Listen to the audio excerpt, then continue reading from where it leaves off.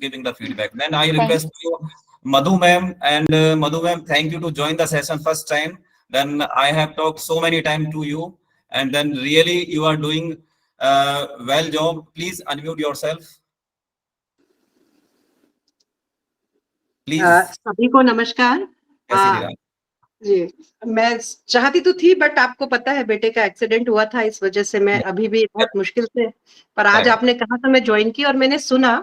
Nutshell में सभी का ज्यादा समय ना लेते हुए मैं यही बात कहूंगी कि अल्टीमेटली बात कहाँ पर आई कि हमें जागरूक होना पड़ेगा, और जागरूकता कहाँ से शुरू होगी? परिवार से और स्कूल से।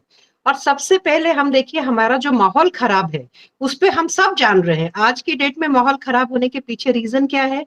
आज हम सिर्फ बच्चों की बिगड़ने की बात ना करें, आज ऐसे कई वयस्क हैं जो पोस्ट मैरिटल अफेयर्स में भी जुड़े हुए हैं, जिनके कारण कई परिवार तबाह हो रहे हैं। कोई 2 शादी कर रहा है, कोई 3 शादी कर रहा है। तो हमारी संस्कृति का विघटन किस तरह से हो रहा है, ये सोचने की बात है। दूसरी बात, अहिंसा परमो धर्म की बात की। चूंकि मैं जैन हूं और मैं आपको बताना चाहूंगी कि अहिंसा परमो धर्म एक वाक्य है, एक ध्येय वाक्य है, परंतु उस अहिंसा का क्या मायने हैं और उसका पालन किस तरह से किया जाता है? अहिंसा के जो मूलभूत गुण हैं, यदि उसको आप अपने आचरण में नहीं उतारते हैं तो वो अहिंसा आपके लिए लाभदायक नहीं होगी। अहिंसा का मतलब लोग क्या समझते हैं, मैं आपको सीधी बात बता दूं, जो गांधी जी ने किया था देश के लिए। अहिंसा का मतलब यदि कोई मार रहा है तो आप मार मत खाओ, आप चुपचाप मार खा लो, उसको पलट के मत मारो, ये अहिंसा है। ये कॉमन रॉन्ग नोटेशंस लोगों के दिमाग में बैठा हुआ है।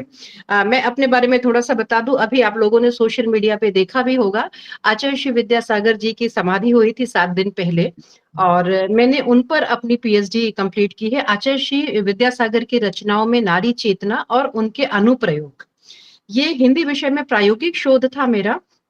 और आचार्य जी की जो प्रतिभा स्थली है, उन्होंने प्रयोग के तौर पे शुरू किया था, और इस प्रतिभा स्थली में धर्म के साथ लौकिक शिक्षा दी जाती है। और प्रतिभा स्थली की बच्चियां आज सीए हैं, हिंदी मीडियम का ये स्कूल है। और अभी गुरुकुल भी एक हमारा भोपाल में शुरू हुआ है, विनय भैया जी ने शुरू किया है। वहां पे सिर्फ 20 स्टूडेंट हैं एक टीचर के साथ में, और उससे ज्यादा वो एंट्री ही नहीं ले रहे हैं। और जो भारत की 64 कलाएं थी उनका पाठ्यक्रम है। तो वापस हम अपनी संस्कृति की ओर लौट रहे हैं। गलती वही हुई थी, मैंने वैदिक कालीन स्त्रियों का भी अध्ययन किया था और आज के भी। स्त्रियों के पतन का मुख्य कारण स्त्री स्वयं है। संस्कृति के लिए संस्कृति को समझना छोड़ करके अब संस्कृति के दौर में कब स्त्री प्रवेश कर गई उसे खुद भी पता नहीं चला। कानून की बात ज्ञात होना बहुत जरूरी है। पास्को एक्ट से मैं भी परिचित हूँ, क्योंकि मैं पिछले 30 सालों से एक स्वयंसेवी संस्था के सचिव के तौर पर भी काम की हूँ, तो सोशल क्षेत्र का भी अच्छा खासा अनुभव है।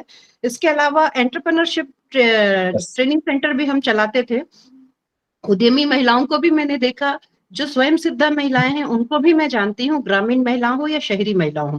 तो इस अनुभव से और अपने खुद की रिसर्च से मैं एक बात कह सकती हूँ कि अब शुरुआत करने का समय है। और शुरुआत आज जो बात हुई है, और बात में मैं अंजू मैडम की बात से सहमत हूँ कि बात के बारे में बात करने की जरूरत है। और सिर्फ बात करने की जरूरत नहीं है, क्योंकि बात करने में मंच में माइक प्रेमी लोग बहुत हैं जो आपको 2 घंटा कंटिन्यू बोलकर दिखा देंगे, लेकिन हमें इस बात की भी जरूरत नहीं है। हमें स्ट्रेटेजिक प्लानिंग करनी होगी कि हमें क्या करना है। यदि हमने वो लीड नहीं ली, वो गाइडेंस नहीं मिला, तो जो इतनी सारी ऊर्जा हमारे बीच आज ग्रुप में हमने इतना समय दिया है, इतनी अपनी एनर्जी हम लगा रहे हैं, तो इसका फिर यूज नहीं रह जाएगा। हमें स्ट्रेटेजिक प्लानिंग करनी है, और बहुत बड़े गोल्स ना हो, छोटे छोटे गोल्स हो। जैसे मैं आपसे जुड़ी, मैं नहीं समय दे पाती थी, क्योंकि मेरी अक्टूबर में बिटिया की शादी थी, फिर मम्मी की डेथ हो गई, फिर अभी बेटे का एक्सीडेंट हो गया, तो मैं बिल्कुल आपको समय नहीं दे पाई, जिसका खेद है। किंतु ये जो चीजें छोटी छोटी अगर हम ध्यान देंगे ना, और जैसे आपको मैं बताना चाहूंगी, जुवेनाइल हर जगह बाल संरक्षण समिति है, बाल संरक्षण केंद्र है। हमें जो आपका ग्रुप है, सपोज 4 लोगों की आपने बात की थी अभी किसी ने ग्रुप में, कि वो 4 लोग भी यदि आपके पास रेडी है ना, तो वो 4 लोग को पता होना चाहिए कि हमें किसको संपर्क करना है, नहीं तो पता ही नहीं चलेगा। आज एक ने, हमारे शहर की बात बता रही हूँ, एक सम्यक जीव दया स्टेटस ग्रुप में से मेरे पास मैसेज आया, ये कुत्ता वहां पे असहाय पड़ा है, इसको उपचार दिलवा दीजिए। ठीक, उस व्यक्ति ने मैसेज भेजा, पर उस व्यक्ति वो काफी जीव दया से जुड़ा हुआ है, पर उसे ये नहीं मालूम है कि इस शहर में, अपने छोटे से शहर में, कौन इस दिशा में काम करता है। तो मैंने तत्काल उन लोगों को फोन लगाया और बोला कि ये वीडियो है और ये जगह है, उसको रेस्क्यू कराओ, है ना। वहां पे 15 मिनट के अंदर उस कुत्ते के पास मदद पहुंच गई। तो लोग करते हैं आज की डेट में, पर हम इंसानों के लिए अभी संवेदनशील नहीं होंगे तो हम नहीं,